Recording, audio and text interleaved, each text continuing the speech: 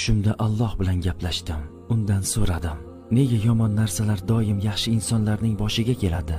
Alloh qalbimga shuni ilhom qildi. Eng kuchli daraxtlar ham eng kuchli shamollar bilan sinaladi. Har imtihon seni yanayam sabrli, yanayam kuchli qiladi. Yana so'radim: nega o'zimni bunchalik yolg'iz his qilyapman? Alloh qalbimga dediki, meni ko'ra olmasliging yoningda emasman degani emas. Senga shoh tomiringdan ham yaqinroqman. Jimlikda ham sen bilanman. Men yana so'radim: har narsa bir kun yaxshilanadimi? Meni taqdir qilgan vaqtim ham seniki emas. Sabr qil. Har qiyinchilik ortidan bir yengillik keladi. Shamollar tugaydi, quyosh yangidan chiqadi.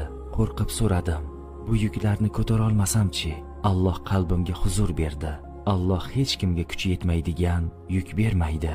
Sen zaif bo'lganingda kuchni beradigan menman. Ko'z yoshlarim bilan pichirladim. Gunohlarim ko'p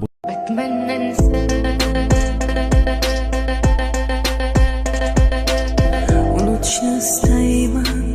Sen meni unutganing kabi unutishni istayman.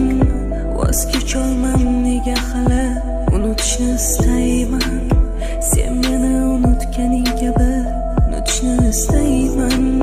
Voz kecholmam nega hali